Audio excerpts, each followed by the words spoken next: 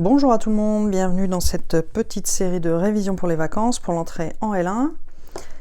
Alors aujourd'hui on va continuer l'exercice d'hier sur les études de signes. Donc hier j'ai fait A et B, aujourd'hui je vais faire C et D. Et ben c'est parti, je vous rappelle juste que les études de signes c'est utile à plein d'endroits. Les domaines de définition pour les fonctions, le sens de variation, et puis il y a d'autres zones aussi, mais j'ai un peu oublié juste là maintenant. Mais voilà, en tout cas c'est une compétence qui est utile à avoir, les études de signes, et donc c'est bien de savoir faire. Si c'est pas le cas, réviser, pratiquer. C'est en pratiquant qu'on apprend. Et donc en pratiquer, ça veut pas juste dire regarder une vidéo, ça veut dire prendre son papier, son crayon et faire soi-même le calcul et se convaincre qu'on sait faire. Ok ? Allez, ceci étant dit, on est parti. C égale 4x2 moins x moins 2 divisé par x plus 1. Plus 1. Alors, on étudie le signe. Je vous rappelle, étudier le signe, pour pouvoir faire ça, il faut factoriser au maximum. Donc ici, ça sert strictement à rien d'essayer de factoriser le bout qui est là. Bon, d'abord, ça serait un peu galère. Je viens de calculer le delta, je crois que ça fait 33. C'est complètement pourri comme factorisation. Ça sert strictement à rien puisqu'il y a un plus 1 ici. Donc même si on arrive à factoriser tout ça, on sera bien embêté puisqu'il y a le plus 1 et ça reste une addition et ce n'est pas un produit. Donc avant toute chose, avant de regarder comment on factorise le truc qui est en haut, il faut d'abord mettre au même dénominateur. Et c'est ça qui va nous permettre de factoriser au max. Donc on met au même dénominateur qui va être x plus 1. Là, c'est tout simple. Donc ici, 4x2 moins x moins 2, ça ne change pas. Et ici, pour mettre au même dénominateur, il suffit de multiplier le 1 par x plus 1. Ça fait x plus 1 sur x plus 1. Ok, jusqu'ici, tout va bien. Donc là, on simplifie. 4x2. Moins x plus x, ça fait rien, ça s'en va, quoi, paf, paf. Et ensuite, moins 2 plus 1, ça fait moins 1. Ok, donc là, vous voyez, on a super trop bien fait de faire ça, parce que ici, le delta était tout pourri, et là, ça va être beaucoup plus simple. Beaucoup plus simple, pourquoi ? Parce que vous êtes peut-être comme moi, vous avez repéré que ça, c'est une identité remarquable. 4x au carré, c'est le produit de 2x au carré. Et 1, c'est le produit de 1 au carré. Ok, donc une fois que je l'ai écrit comme ça, c'est facile de voir qu'on peut faire factoriser. Ça, c'est a carré moins b carré, ça se factorise en a plus b, a moins b. X plus 1. Et donc là, eh ben, on est parti, on peut s'occuper du tableau de signes. Donc, x, 2x plus 1,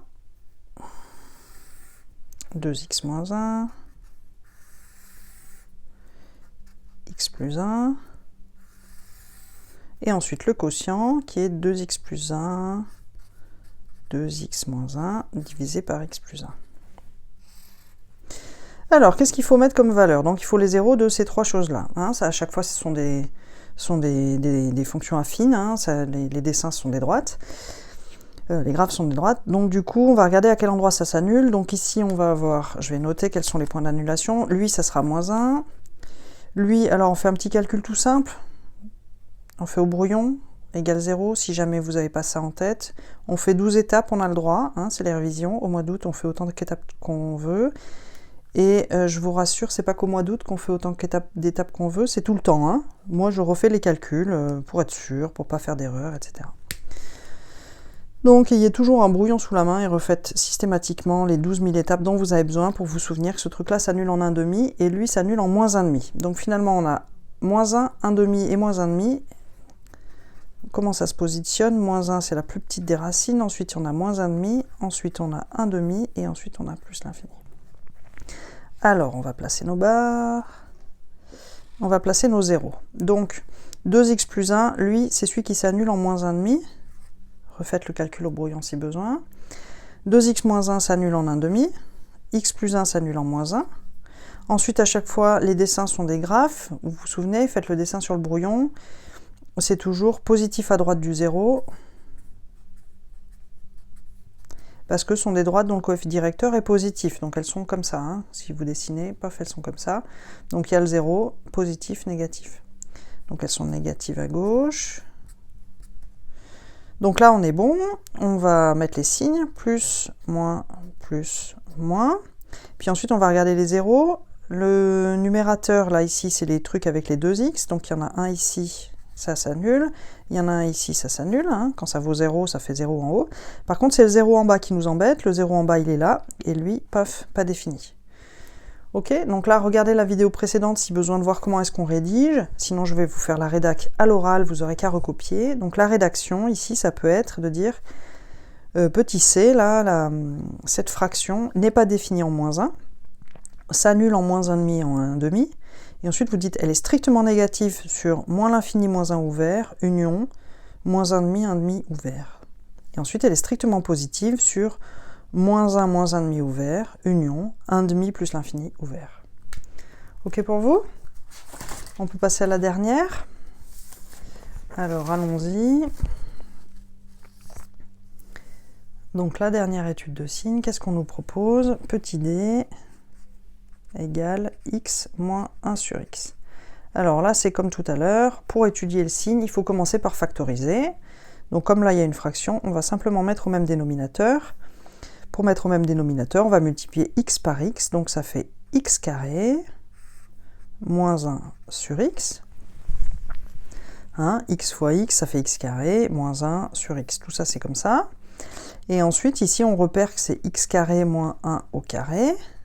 Donc là, on a une belle identité remarquable, a carré moins b carré, qui se factorise en x moins 1, x plus 1 sur x. Donc là, on est factorisé, on est prêt à se lancer dans le tableau. Donc allons-y, x moins 1, x plus 1. Le dénominateur, même si c'est x, je l'écris quand même. Hein. Moi, j'écris toujours tout. Et ensuite, on va mettre le quotient, x moins 1, x plus 1 sur x. Hop, c'est parti. Donc, moins l'infini. Donc, quelles sont les valeurs d'annulation ici? Donc là, on a 1, moins 1 et 0. Il faut les mettre dans l'ordre croissant. Donc, ça va faire moins 1 d'abord, ensuite 0, ensuite 1, et ensuite plus l'infini. Ok, donc on va placer les 0. X moins 1 s'annule en 1. X plus 1 s'annule en moins 1. X s'annule en 0. On peut reporter tout de suite ici si vous voulez. Donc les 0 du numérateur annulent le quotient, donc x moins 1 et x plus 1 ça annule, et le 0 du dénominateur fait que la fraction n'est pas définie, donc là on met une double barre. Ensuite pour les signes, ces trucs-là, ce sont des fonctions affines, donc à chaque fois ce sont des droites, comme le coefficient directeur c'est toujours 1, ce sont des droites qui sont croissantes, donc étant croissantes, elles sont toujours positives à droite de leur 0, et négative à gauche. Et ben voilà. Ici, ça fait plus, un seul moins, 2. Et puis ça fait moins. Et puis là, si vous voulez faire la rédac, allez-y. Je vous la propose à voix haute. Petit d, ce quotient-là n'est pas défini en 0. Il s'annule en moins 1 et en 1. Il est strictement négatif sur moins l'infini moins 1 ouvert, union 0, 1 ouvert. Et il est strictement positif sur moins 1, 0 ouvert, union 1 plus l'infini ouvert. Voilà, j'espère que ça vous a plu, je vous souhaite une belle journée, et puis je vous dis à demain pour la suite de cette révision.